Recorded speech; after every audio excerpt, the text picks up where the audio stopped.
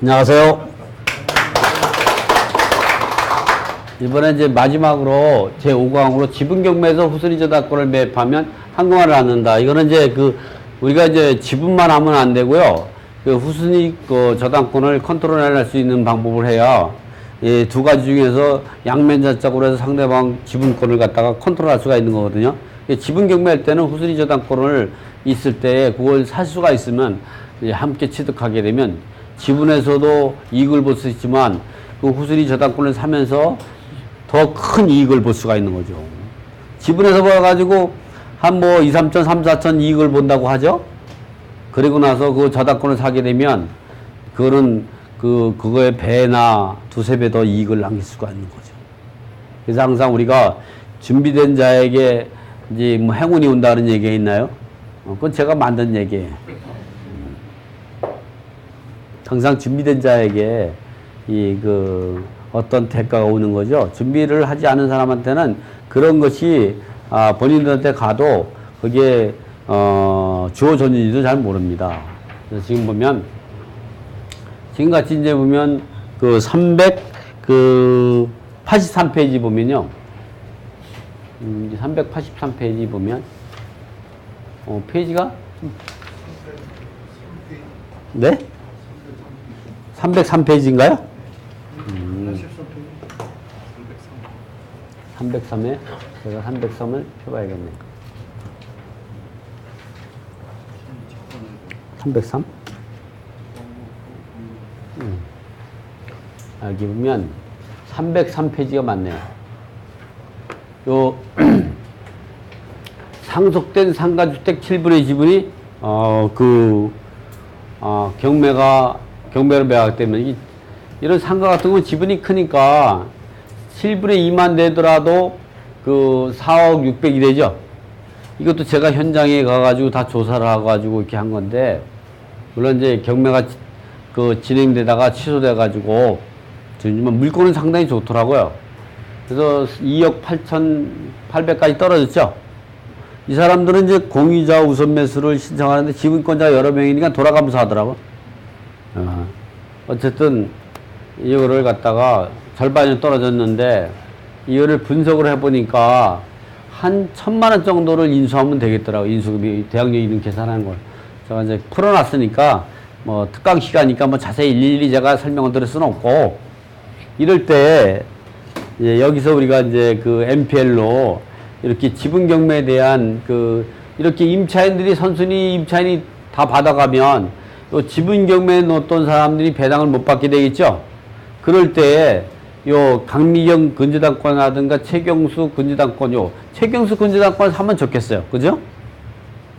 예를 들어서 2억에 매각이 되면 요 임차인들 배당을 하고 그 다음에 강미경이 7,500 가지고 가게 되면 이 친구는 상당히 못 받겠죠. 최경수 근저당권자 같은 경우는. 그럴 때 요거를 갖다가 이제 지분 경매에서 낙찰자가 장부 납부하면 30일 있다가 배당기일이 잡히죠. 그 배당기일에 가가지고 누구를 만나냐? 가면 최경수를 만날 수 있죠. 아니면 최경수 집을 찾아가서 만날 수도 있고, 만나가지고 가면은 자기 지분이 이제 2억인데도 불구하고 배당 금액은 한 2, 3천, 3, 4천 배당을 받고 소멸되잖아요. 그럼 그 사람이 다른 지분권에 대해서 청구권을 가지고 있다. 임차인들은 공동담보물권으로 해가지고, 공동담보물권이라는 게 사실은 근저당만 있을 수 있는 게 아니라 임차권 같은 것도 지분권자가 전체를 공동임대 이렇게 했다면 공동담보물이 되는 거죠. 그랬을 때는 선행된 지분경매 절차에서 임차인이 전액 배당을 받았을 때 또는 상당부분을 배당받았을 때 그 초과해서 배당받은 금액에 대해서 후순위 저당권자가 민법 368조 2항에 따라서 이 법정 대리를 할 수가 있는 거죠.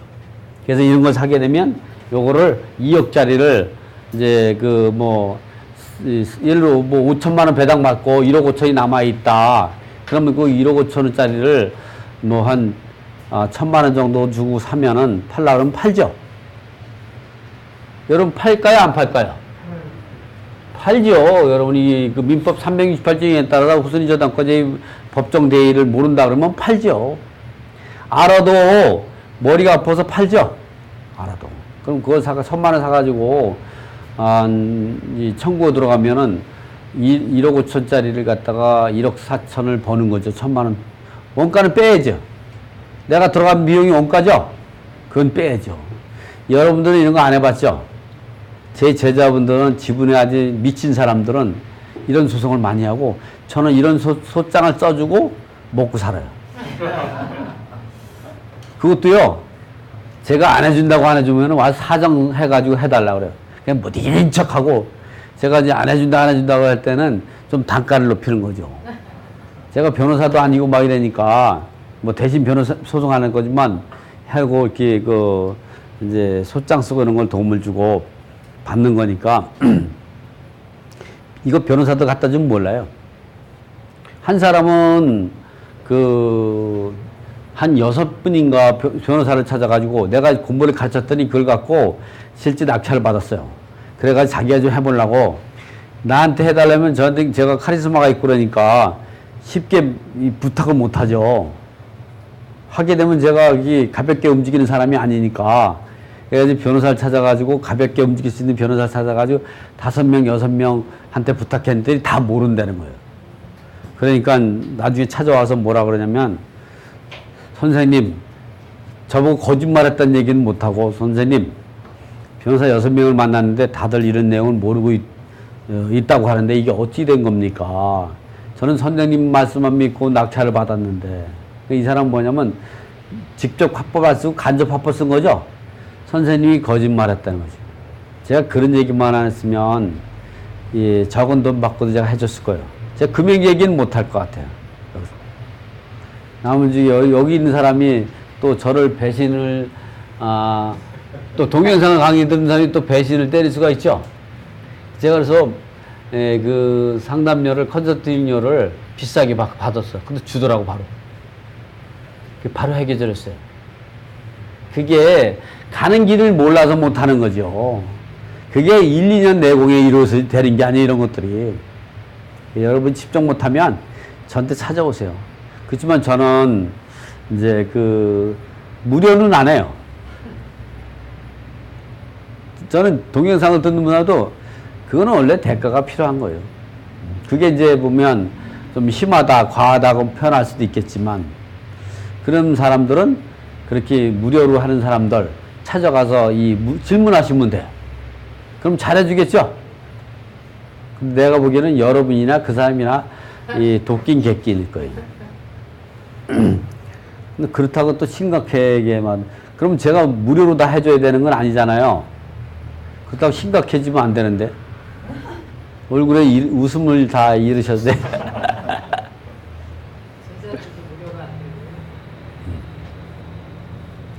다 제자인데 뭘. 그래서 이거는 이렇게 이런 거 같은 경우도 아주 간단하게 할 수 있는 거죠. 그리고 또 내려가 보면 이럴 때 내가 법정 대리할 수 있는 금액이 얼마인가를 보면 아까 근저당권자가 2억짜리가 누구라 그랬죠? 이 사람이죠? 최경수가 2억인데 8,700밖에 못 받았어요. 아니 8,700을 받을 수가 있는 거예요. 동시배당을 짜면. 근데 이게 경매절차 앞에서 보면은 얼마 배당을 받았냐면은 지분 경매에서 얼마를 배당을 받았냐면 이 사람이 여기 나올걸요. 최경수가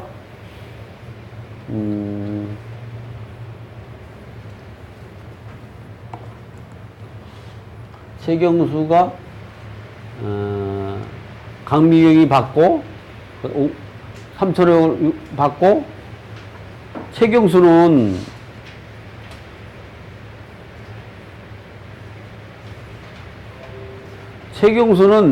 이 배당금이 없네요. 없는데 없으니까 이제 소멸되는 거죠. 요거를 사가지고 이 다른 지분권자에 청구하면 얼마를 받을 수 있냐면은 이렇게 동시배당 때 배당받을 수 있던 금액이 얼마냐면 8,700만 원이죠.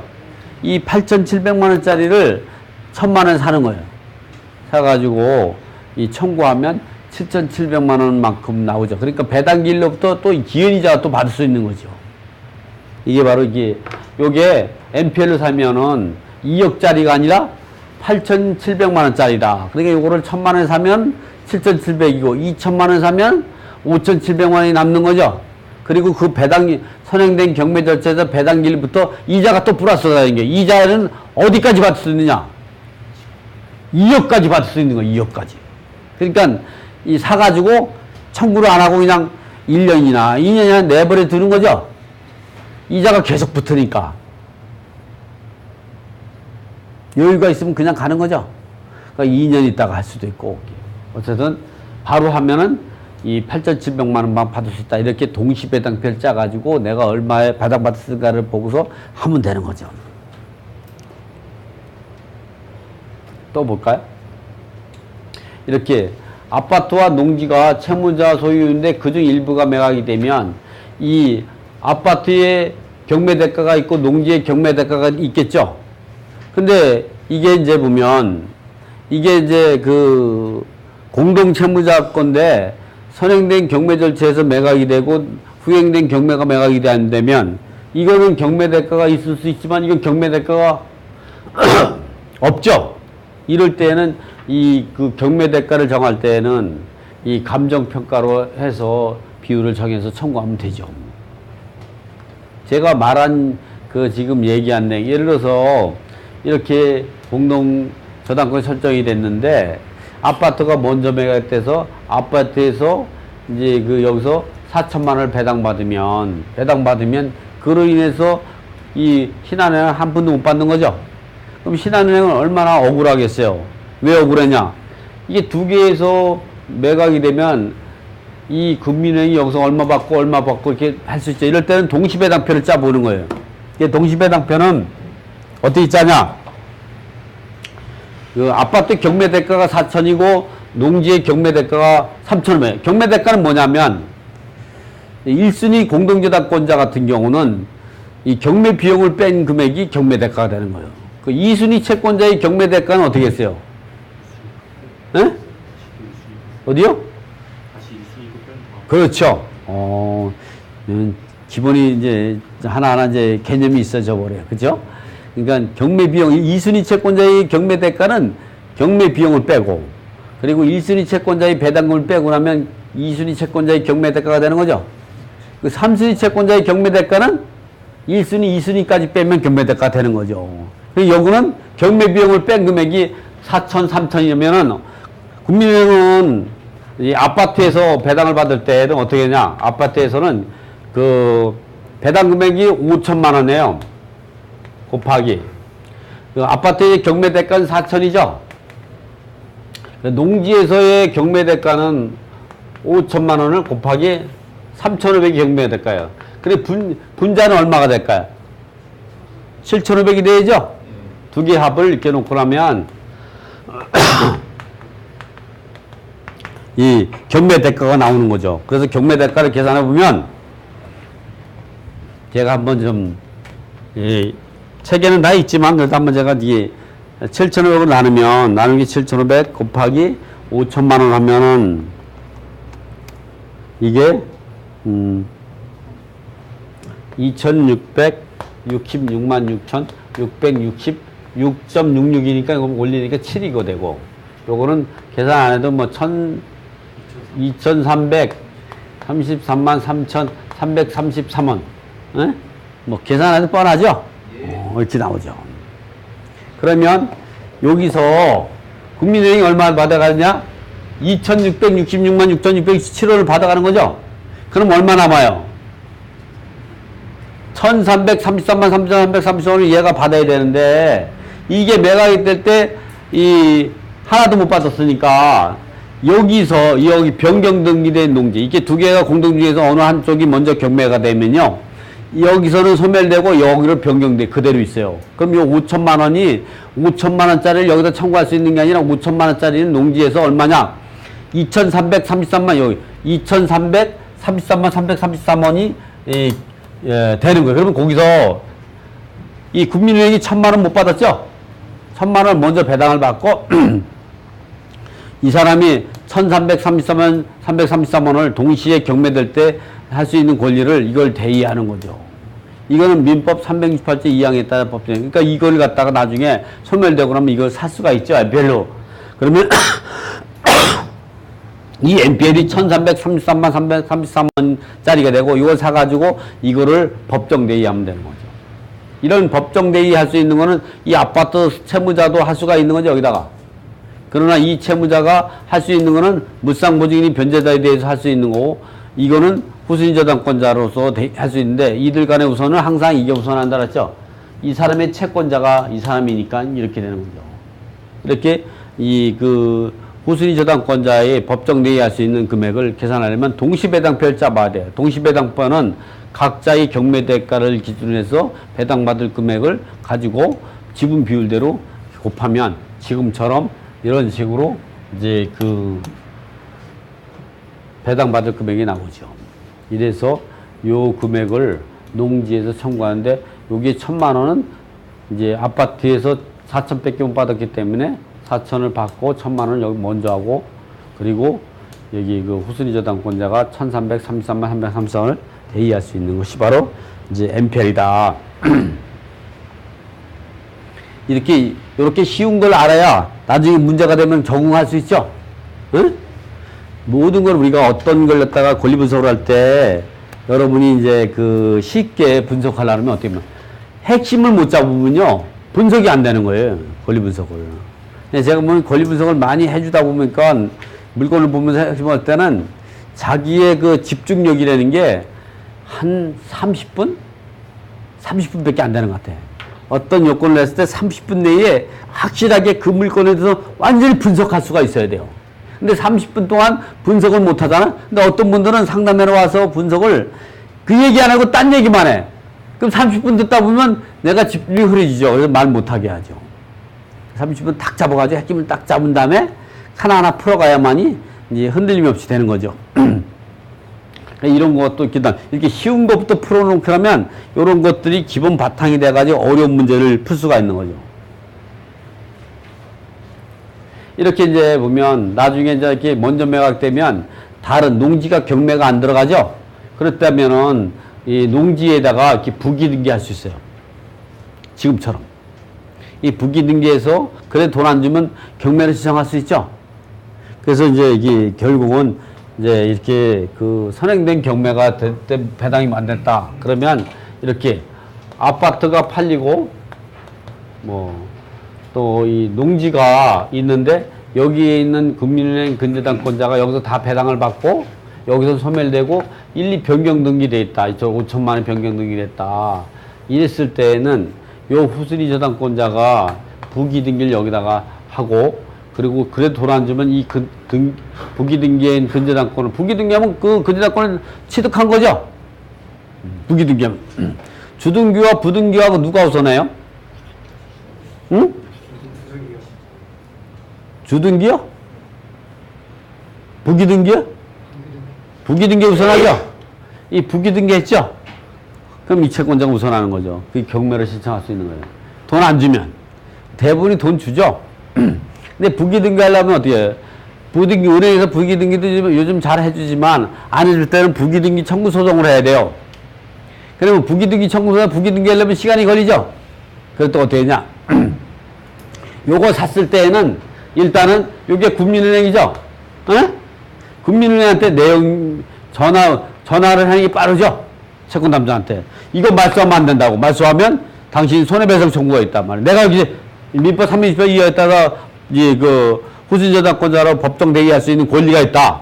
당신이 이거 불법 말소하면 손해배상 청구가 할 수 있다는 대법원 판례를 팩스로 보낼 수도 있고 그 정도 말하면 다 알아들어요. 그리고 내용 증명도 보내는 거죠, 여기다가.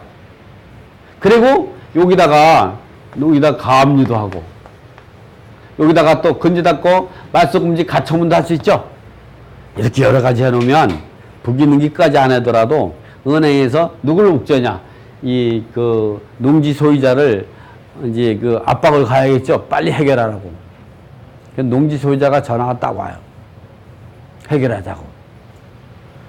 해결이 되는 거죠. 대부분이 이 말소금지 가처분만 해놔도 해결이 와요.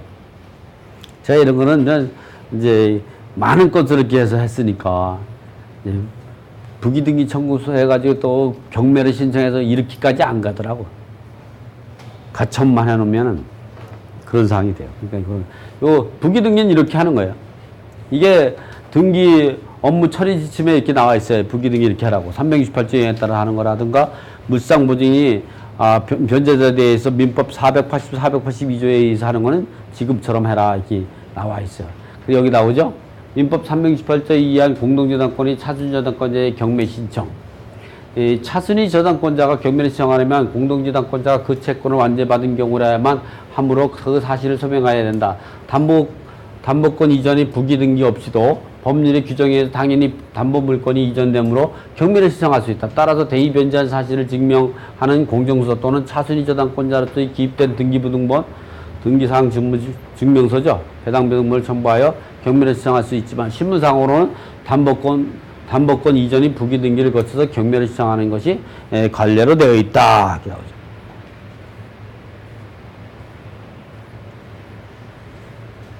이런 경우도 마찬가지죠. 이번에는 하나는 채무자고 하나는 두 사람 채무자고, 이번에는 이제 채무자가 아니고 이제 여기 보면 하나는 채무자고 하나는 물상보증인 소유일 때 채무자 지분이 경매가 되면 이렇게 나오는 거죠. 이 채무자와 물상보증인인데 채무자께 경매가 들어간다.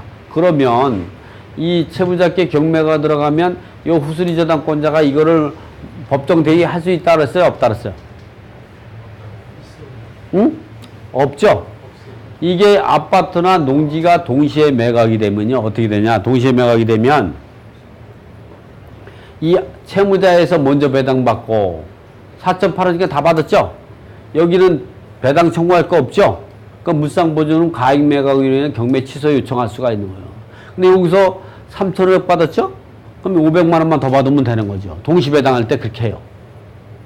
그러니까 20배당할 때도 채무자에서 청구해가지고 미배당 받은 것을 여기다 청구할 수 있지만 여기서 전액 배당 받았다면 아니면 초과에 더 배당 받은 걸 갖고 신한은행이나 아파트 소유자가 여기다 청구할 수가 없는 거죠. 여기 사람은 왜 못하냐? 이 사람은 자기가 자기 빚을 갚은 거죠. 이 사람은 왜냐?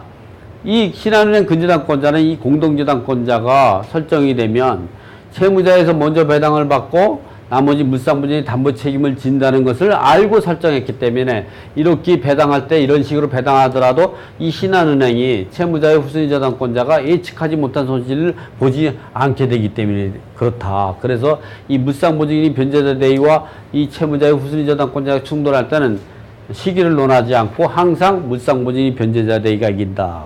그러나 이렇게 물상보증인이 지분이 먼저 경매가 되면요.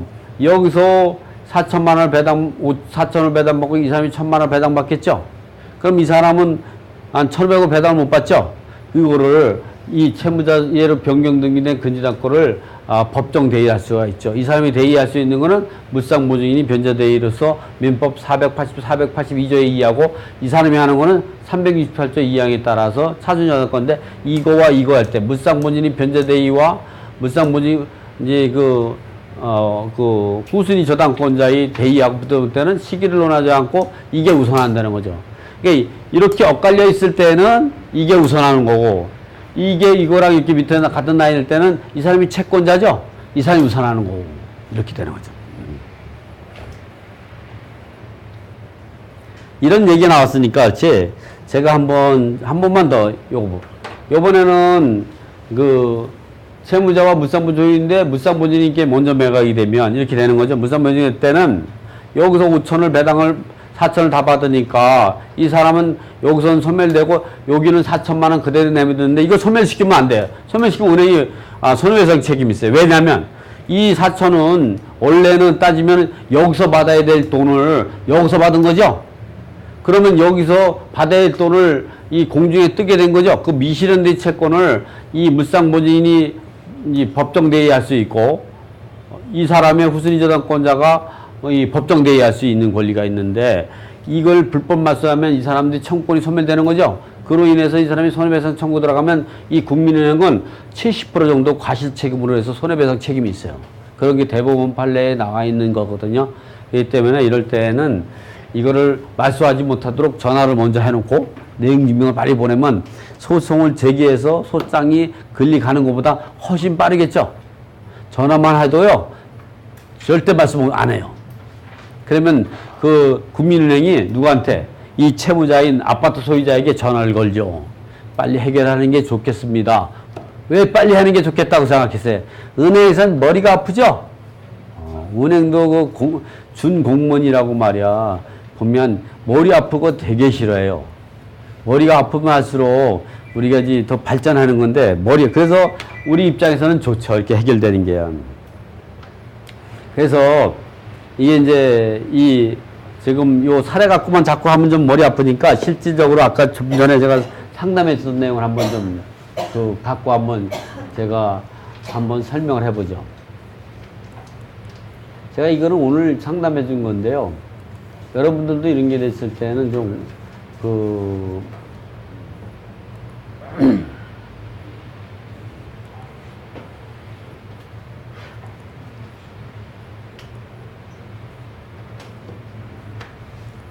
요게 물건 1번은 토지와 건물, 공장이고요. 2번은 임야예요. 이렇게. 쉽게 말하면 이게 이제 이렇게 된 거죠.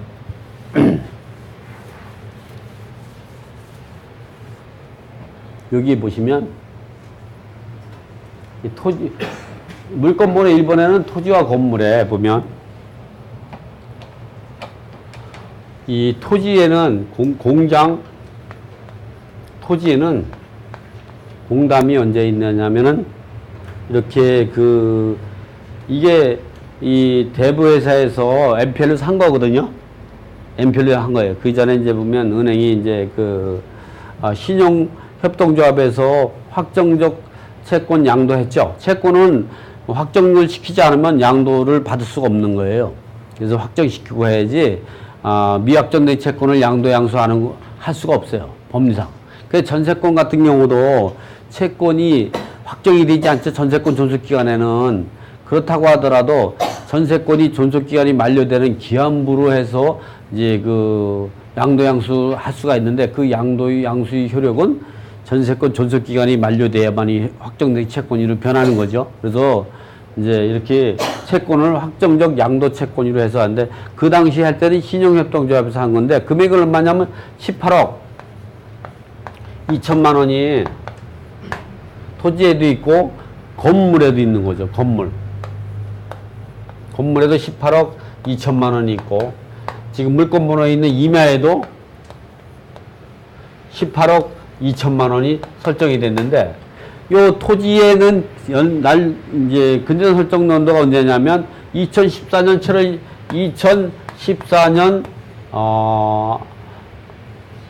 7월 17일. 이것도 임야도 2014년 7월 14일 날 공동설정했는데 이거는 언제냐? 건물은 2016년 9월 8일이죠. 2년 있다가. 2016년 9월 8일이요. 근데 토지의 소유자는 누구냐? 유기분이죠. 유기분. 이 토지 소유자는 유기분이고 소유자는 채무자는 박종복이죠.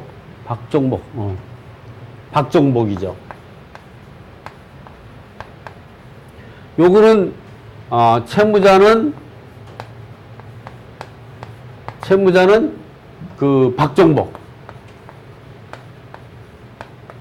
건물은 채무자 소유예요. 채무자. 요거는 소유자는 누구냐? 건물은 이제 박종복 받고 요 공장 토지는 유기문이죠. 소유자는 유기문. 채무자는 박종복. 그러니까 결국 이거는 담보제공자. 요거는 채무자. 요거는 담보제공자죠. 이 담보제공자는 다른 말로 뭐라 그래요? 물상보증이라 그러죠. 이것이 동시에 매각이 되면 채무자에서 먼저 배당하고 부족한 거 있을 때는 물상보증 담보 책임을 진다 그랬죠. 근데 이 사람은 어떻게 생각하냐면 담보 제공자께 2년 전에 설정이 돼 있다 보니까 여기서 먼저 배당하고 나서 부족한 거 있으면 여기서 배당할 거라고 생각한 거예요. 그래서 건물에 있는 요 이명석 건재당 2억 5천을 산 거예요. 1억 3천에. 그런데 저거를 사게 되면 여기서 18억 2천을 가져가게 되면 이 건물값이 얼마나 되겠어요? 전부 합쳐봐야, 전부 합쳐가지고 매각이 돼봐야 12억 8,500에 낙찰된 거죠. 토지와 건물. 그러면 건물은 훨씬 더 작겠죠. 비분비를 따지면. 그런데 여기서 18억 2천을 가져가게 되면 이영숙지는 하나도 못 가져가죠. 그런데 이거를 1억 3천 주고 산 거예요. 그래서 올 때는 굉장히 해피해서 왔죠. 2억 5천 갖고, 왜냐면 이 사람들이 2년 전에 설정이 됐으니 공당당 담보라도 공동재단권은요, 시기를 논하지 않고 시기를 다르게 할 수도 있고 같이 할 수도 있고 공동선수를 언제든지 추가해서 할 수 있는 거예요. 이게 먼저 공동담보 목록을 설정을 하고 이거를 추가했더라고요. 공동담보 목록 이 번호가 똑같아요. 등기부를 보면. 그래서 이 사람은 배당을 하나도 못 받는데 이 착각을 한 거죠. 연도가 빠르면 그게 먼저 배당을 받는 거로. 그래서 이 사람은 2억 5천을 샀는데 하나도 못 받으니까 이명숙이 없는 채권을 파는 거죠. 그래서 이거를 매도인이 담보 책임을 물어서 청구하게 되면 제가 보기로는 한 7, 80%는 구상권을 청구할 수 있지 않냐. 그런 얘기예요. 근데 그 사람이 재산이 없으면 어떻게 했어요? 꽝이죠, 꽝. 재산이 있기를 바라야죠. 있으면은 그 부분은 거의 다 줘요. 매도인이 담보 책임이라는 거는 부동산에 대해서 부동산을 팔고도 하자가 있을 때는 그 매도인 담보 책임에 대해서 하자가 있는 것을 안 날로부터 6개월 이내에 청구할 수가 있다고 그랬죠. 그것은 매도인이 선이든 악이든 그걸 불문해요. 근저당권자도 악의로 샀든 선의로 샀든 그런 거 상관없이 할 수가 있죠. 그러니까 권리도 가능하고 부동산도 가능하고 그래요. 그래서 이거는 그렇게 청구할 수가 있어서 받을 수 있다. 그러니까 그렇게 하기 전에 먼저 이 배당만 조금 알면 되는 거죠. 그래 이렇게 하면 돼. 그래서 채권을 살 때에는 이 이명숙 씨는 여기다 설정할 게 아니라 여기다 설정했어야죠. 여기다 설정했다가 여기다 설정했으면 배당을 받는 금액이 있었을 거예요. 근데 이 사람은 어떻게 해서 공담이니까 세계에서 다 배당받을 거라고 생각하고 이 건물이 새 거잖아. 여기다가 설정한 거죠. 이렇게 우리가 이 상식이 현실하고 전혀 다르게 결과물을 가져올 수가 있는 거죠. 그래서 이런 부분들을 우리가 조심해서 이제 그 MP를 투자할 때 이런 걸 조심해서 해야 된다 이런 얘기를 갖다가 이거는 바로 오늘 제가 상담해주고 상담료까지 받아가지고 한 거죠. 이렇게 가만히 앉아서 상담해주고 돈 버는 게 제일 고수입니다. 하드보다는 소프트로 갖고 움직이는 게 더 고수 같아요. 오늘은 제가 이렇게 강의를 마치고요. 오늘 공부한 중에서 질문이 있으면 제가 질문을 받는 걸로 해서 받고 마치겠습니다. 그리고 내일은 또 강의가 또 그 경매 투자 이 실전 투자하는 물건 갖고 실제 또 해주니까 내일도 또 6시부터 9시까지 또 하거든요. 모레는 또 공매도 하고 또 글패는 또 배당 갖고 또 강의도 하거든요. 많은 참석을 바라고 오늘 질문 있으면 제가 지금 간단하게 받고 마치겠습니다. 질문 있으면 하세요.